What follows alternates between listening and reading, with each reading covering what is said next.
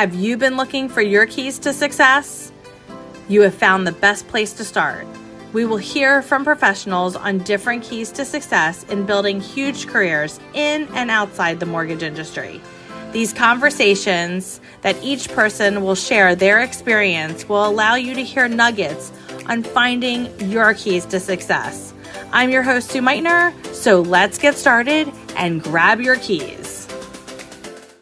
Hey everyone, welcome to Grab Your Keys. Our next guest, which I'm very excited to be acquainted with, is Ellen Duncan.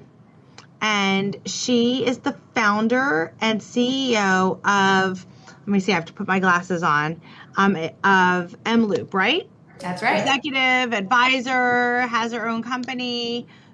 Great with everything. But you have a fabulous product, and I want to somewhat showcase that. So remember, everyone, like, share, comment. This will be great. But give us a quick snapshot of what you do, what your company does for everyone listening today. Awesome. Well, thank you, Sue, for having me. So happy to be here, and likewise to be acquainted and gotten to know you a little bit, and hopefully a lot more in the coming months and years. So as a quick sort of background, I spent my career in marketing, growth strategy, consulting, and then in the last 3 years or so became a little bit more acquainted within the real estate and especially the mortgage space.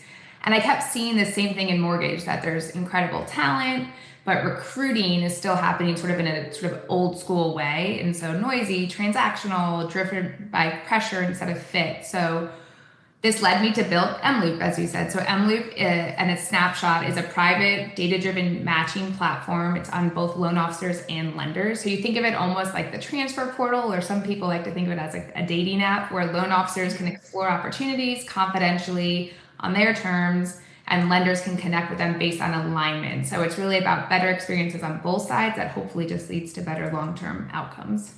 That's so cool. So it's an app, and is it blind, or does everyone know who everyone else is? How does that work? Great question. No, so we did, so about a year ago, I was a fractional chief marketing officer, sort of consulting with a great IMB actually in this area, where Sue and I are from a similar area. And I realized, saw this sort of a little bit of an opportunity for better fit when originators, whether branch managers or loan officers, are looking for their next lender home. And so one of the things when I researched and spoke with loan officers, though, is this concern in wanting to stay anonymous. And so privacy is really at the core of what we do. So when a loan officer creates a profile, their identity is never revealed until they choose to be introduced or to reveal their identity to a lender. So they really can understand sort of what's out there, what options are there, and they might even see that, where they are today really is the best fit, but they feel more empowered that they have the data and the information. If you're, do you have to do it as a big IMB or as a big broker, or can you do it as branches and divisions?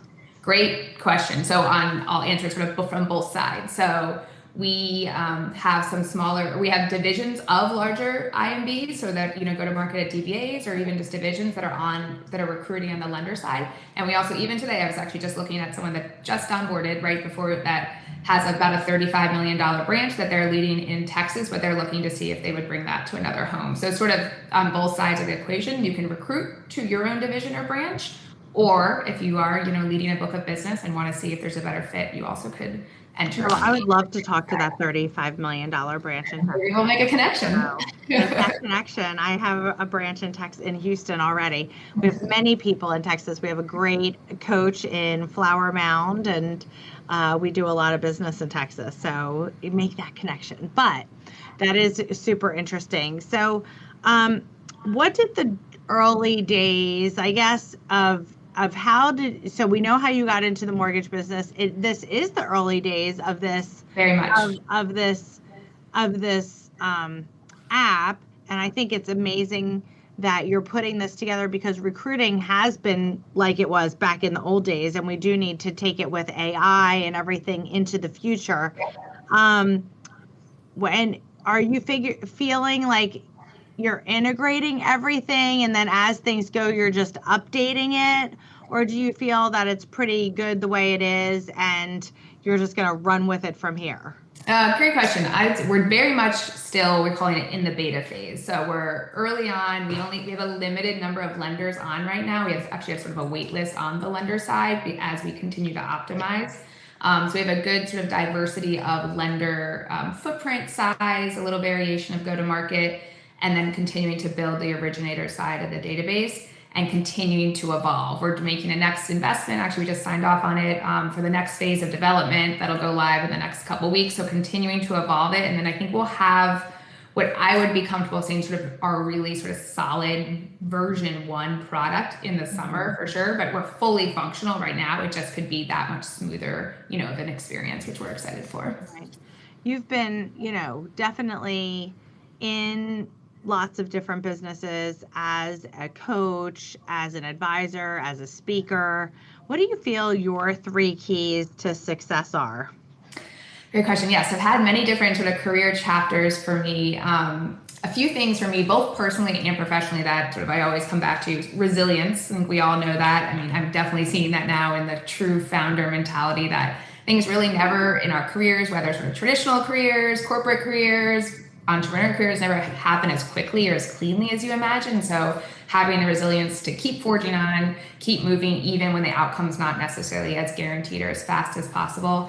The second, which I know, Sue, I'm sure you would agree and you're so great at, is relationships. I really have learned, especially since going out independently as a consultant and then now as a founder, that really every meaningful opportunity has come through people. And so helping people, listening to people, staying connected, and then business at the end of the day, even with AI, is ultimately human, and just keeping those relationships.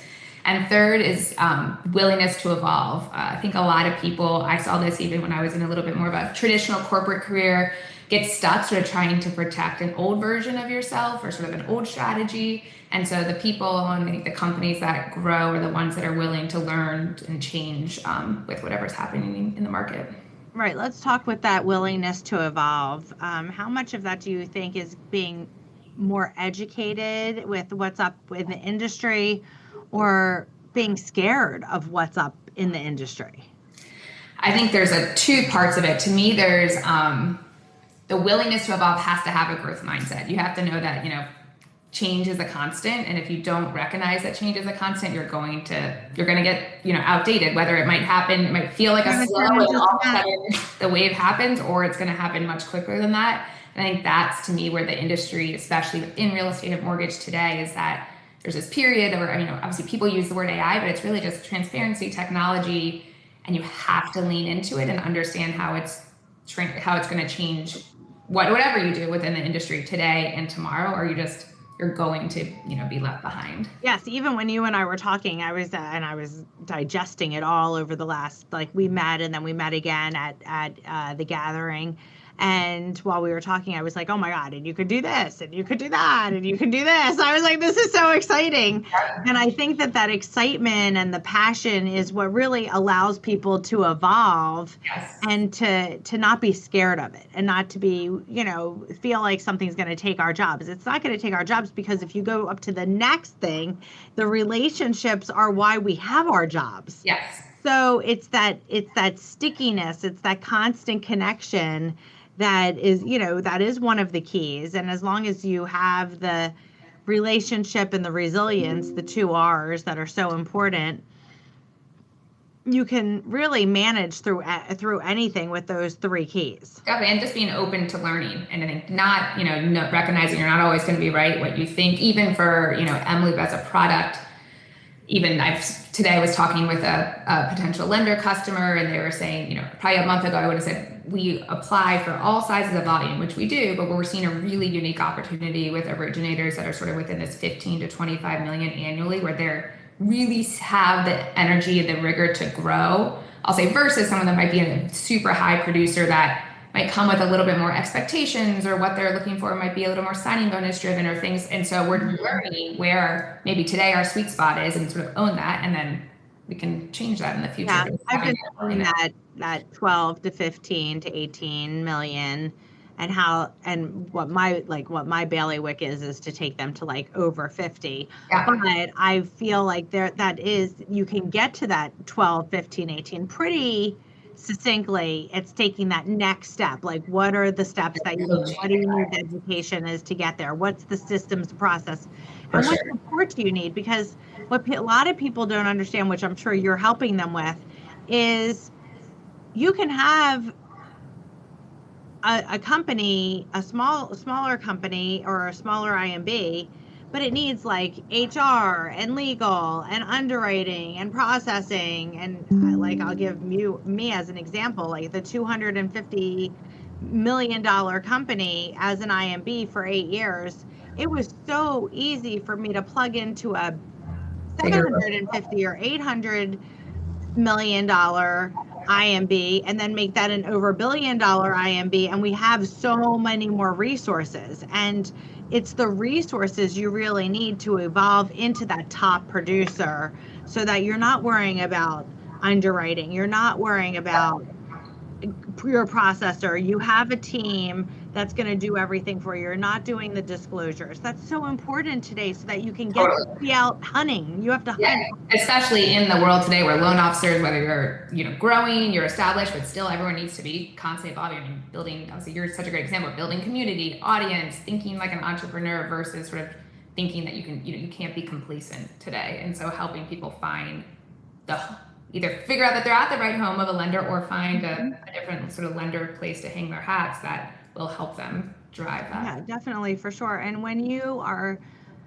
you're talking about the resilience, the relationships, the willingness to evolve, and you already talked about being the CEO of your own business, constantly, and the CEO of mLOOP, but what do you feel is important, and how do we take people out of the mindset of working, and you even said this, working on their business instead of in their business? Yeah. I mean, that's also something that you have to look at, because in thinking about moving or being the CEO of your business, how do you get people into that right mindset?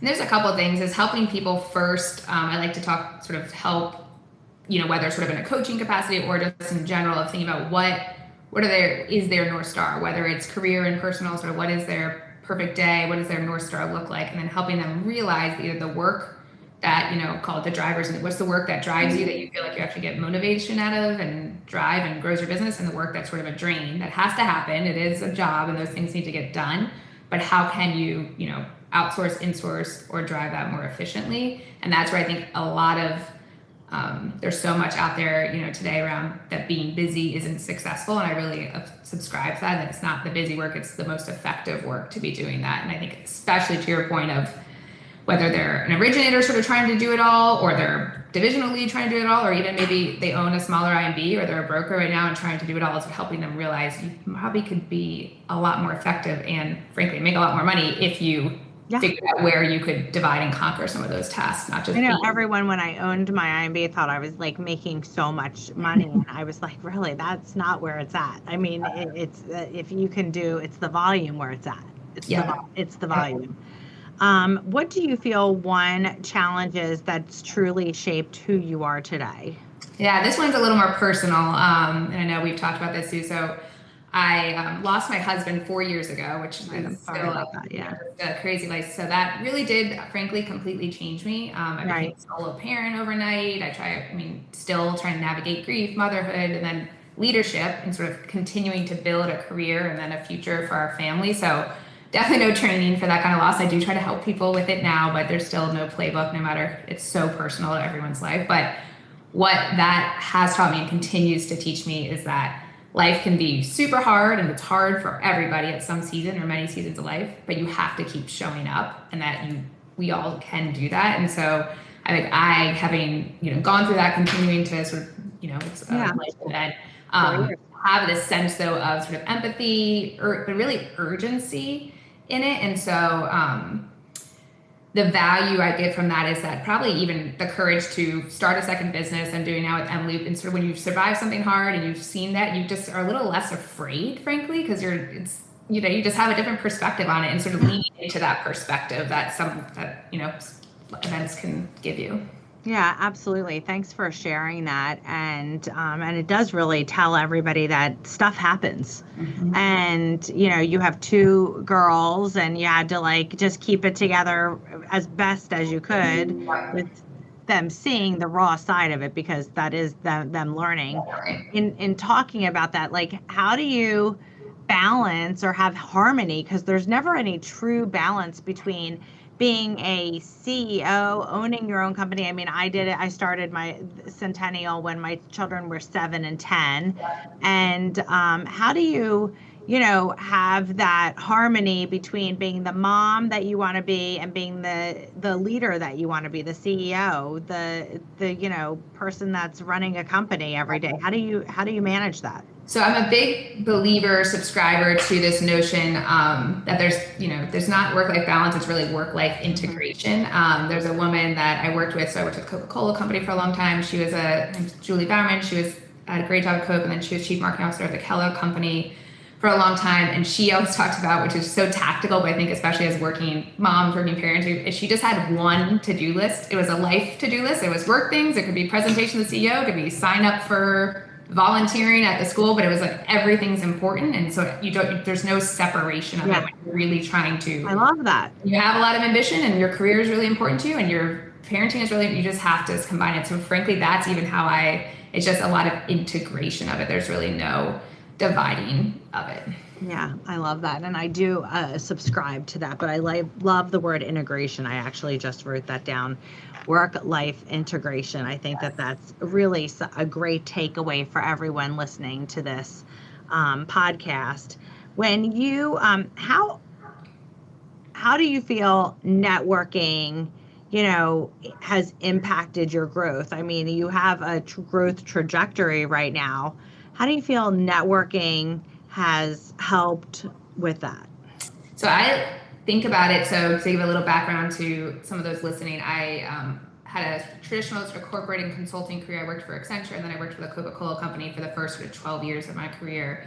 In 2020, I left Coca-Cola and established an independent consulting firm. And so a lot of my early wins with consulting through Pineapple Partners were attributed to a network, but I always say it was a network with a foundation, meaning whenever I try to explain it to people, I worked really hard at Accenture and Coca-Cola and delivered really great work with supportive teams and things. But if it wasn't quality work, the network wouldn't matter. So you could know all the people in the world, but if you don't actually deliver quality work, then the network sort of falls flat. And so that's where still now, even the past 6 years of consulting and then moving into this founder role with mLOOP, it has to come back with there being a there, that you're networking more than just making a connection, but you're either providing value, you've worked with them, and they've seen you in action, because otherwise it's all going to sort of be very surface level for, if anything.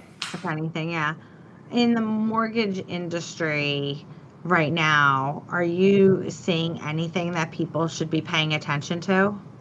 Oh gosh, I think a lot. We talked about it a little bit. I mean, to take away not just sort of like the simple buzzwords, I think to relate it a little bit within mLOOP and the notion of sort of movement within the industry, recruiting, retention, is loan officers and originators, whether big, small, new, nascent in their careers, tenured in their careers, and they're continuing to learn that they are the oil that makes it go, or whatever analogy you want to put in there. And so they have a more sort of equity, and I'll say power, not in a power struggle way, but they're building audiences. They have the direct relationships. They have the relationship with the borrowers. And so lenders have to realize that and sort of empower them to continue to do business the way they need to do business, but that there's a little bit more of I'll say, an equality of who has the control, that I think is leading to this notion of, where do you think recruiting and transitions can shift. So that, and then it comes to obviously social community building, transparency, providing real value, whether to your network, whether borrowers, realtor partners, et cetera. Yeah, absolutely. And you're right. You're right about that. The power is with really the 20%, that does the business. Exactly. And no, there's not going to be an AI that's going to take that job, because that is all relationship driven. And the listing agents who see, the big box banks or the big box mortgage companies, piece of paper is just that blank piece of paper. Like literally there's nothing on it practically. Yep. And they just did that the borrower initially just hit the easy button to get the approval, but that's not an easy button because they might not get to the settlement table. They might not get their house. Yeah. So that's super, super.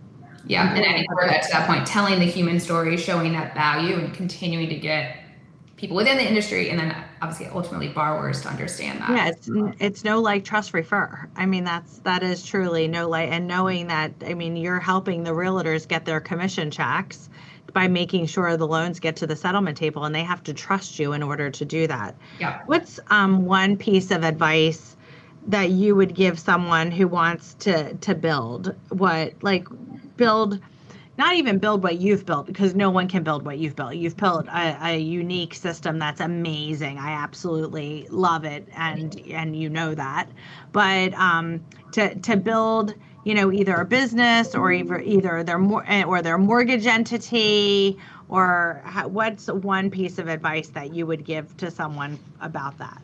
I always think, to me, it's sort of like, just start. I know it sounds so simple, but so many of us, think that there's this notion of you need to be qualified, like especially for women looking there. Oftentimes women are taught, whether purposely or not, to sort of overqualify themselves before they start. But frankly, just starting, I advise a lot of people on independent consulting, having left sort of big corporate career and starting an independent consulting firm. And I always say this, and it takes 10 minutes to go onto LegalZoom and $100, depending on what state you're in, to make an LLC. And people think about it for months, where they'll have a call with me and talk about it. And then 3 months later, and so I think it's just, and frankly, that's something you can recognize within yourself. Either some people, whether it's even meant for you to really be a builder, but you just have to start. And if you don't start, whether it's posting on social, whether it's reaching out to build your network, whether it's to establish the LLC so you could do a little bit of side consulting or explore business opportunities, if you don't start, it's never going to happen. Yeah.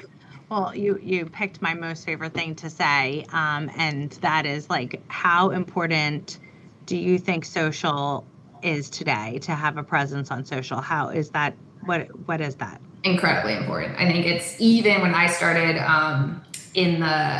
working within, it's called the broad mortgage space, just sort of brand strategy for an IMB, but seeing how as a corporation they were going to market with, and especially meeting originators. Anyone doing business today, you need to have more than just a social presence. You need to be active. That is where, we know, whether you know the data or not, you can see the data of where consumers and customers are going to verify a business. They're searching. People are more often going to TikTok to search for something than they're going to Google. That is where you provide validity to who you are and the value you provide. And also, frankly, like we talked about, work-life integration, especially in the mortgage and the real estate business, people want to see you and know you and understand who you are. And so oftentimes, especially within the mortgage space, you see a lot of rinse and repeat, or sort of sea of same, of automated social, which is a step. It's better than nothing. But if you want to build a relationship, they should be able to understand who you are, what value you're providing, and maybe see a little bit fun part of your life, because that's where, at the end of the day, I think you hear so many of those stories where referrals come from because you shared something else in life. And I think that's where the relationships, where people are like, oh, I like her, I like him. That's where the relationship starts. Like, I could work with them. And you need to, your realtor gives you your card out. The first thing they're going to do is go, especially if they give 3, they're going to go onto social and pick one of you. Exactly. So be relatable, authentic. Yep. In a business where we keep, the industry keeps saying AI can't replace us. You're like, okay, well, what can it replace? It can't replace your human face and your voice and your sentiment and your personality that you could be sharing on social media. Yeah, absolutely. So anyone who's looking to possibly move or wants to validate where you are, or any big IMB who wants to recruit, and we all want to recruit for sure, we're going to put all of your information below when we get it out. I would definitely say reach out.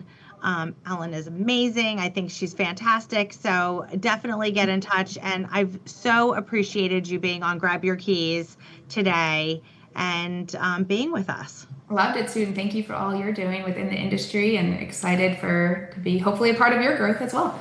Absolutely. So guys, Like, share, comment, and we will see you next time on Grab Your Keys.